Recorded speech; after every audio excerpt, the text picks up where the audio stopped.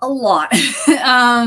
So all three of us, I mean, the first thing with any curatorial project is research. And so behind the topic, and so we spent the whole summer researching, and it's such a broad, how do you, and we're in the library, so we only have so much, space, wall space to tell this story. And so we were trying to figure out how could we tell such a vast history, of a community. And it's not a monolith, right? No community is a monolith. And this is a variety of communities within a big one. How do you tell such a broad history, a story of this, and condense it down to like put it on two walls? And so that was a challenge, but we learned a lot. And so we broke it up in two parts. And so since we're here on the west coast of the United States, we thought we're going to focus on Afro-Latinis in Los Angeles, but we're going to focus specifically on Afro-Mexicans, because given that where we are geographically speaking, if we were like on the East Coast, it would be a different community. And so what we learned was that we just learned information that were, like, for me growing up, were not in the history books. So in the history books, for instance, as an example, I learned a lot about the Underground Railroad that was going up north, to the north, even to as far as Canada. But what the three of us learned was that there was the first Underground Railroad, which went south to Mexico. And so we did not know that.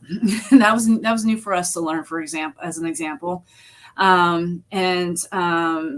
Because Mexico, around the early 1800s sometime, I apologize, I don't have the exact date with me, they abolished slavery before the United States did. And so slaves in America, if they were successful, they were in their escape, especially getting across the Rio Grande. A lot of slaves did not know how to swim, and the Rio Grande is a very tumultuous river, especially at that time.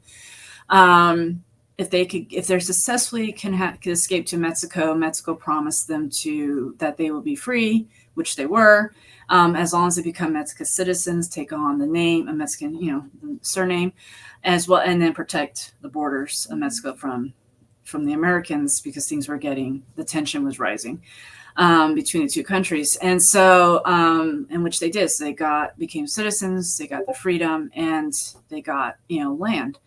And so we learned all about those stories and so forth. And so and then we incorporated the Spanish caste system, which still has a huge impact today. It contributes to the colorism, to the racism that is experienced in the Latin community as a whole. So the lighter you are, closer to the whiteness that you are, the more privilege and advantages you get, and the darker you are, the racism and so forth that you receive. And then, so we talked about that in the first part, bringing things to the contemporary with Mexico, just finally acknowledging their Afro-Mexican community in 2020, their own 2020 census.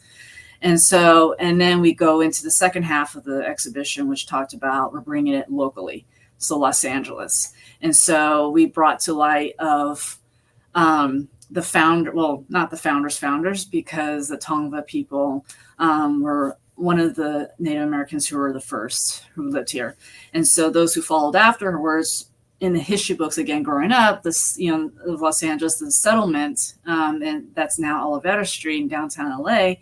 It was like, you get the impression it was like all Europeans, Spaniards in this case, but then you've learned no, they were a very diverse group of people, 14 families, a lot of them mulattoes, meaning they were Afro-Latino. They were, blacks. They were one of them was from India, they weren't and maybe like one or two Europeans, and that was it. Most of them were non-Europeans. And so one of the public librarians here, she's no longer with us physically, but in spiritual she is, but Miriam Matthews, she was the first certified Black public librarian for the Los Angeles public library system here in California. And so one of her projects, which took, of course, over the span of a lifetime, was to bring to light that history. Like the first settlers here were not Europeans. And so they were Blacks, they were a mix, and so forth. And so ultimately it culminated to a plaque that she was able to put up featuring the names of those families, what they were, mulatto, mulatta, etc.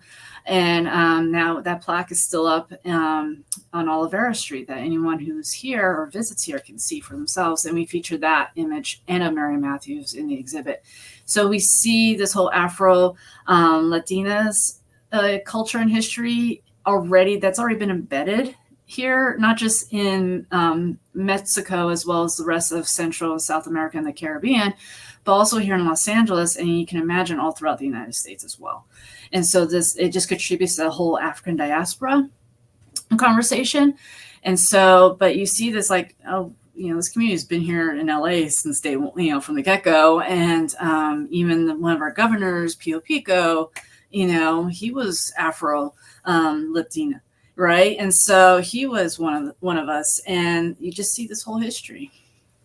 And so and then you see now today's community groups. We featured also community leaders who are active, putting more spotlight onto these histories, not just Afro-Mexicans, but Cubans, folks from Peru, et cetera, like the diversity of just the community itself.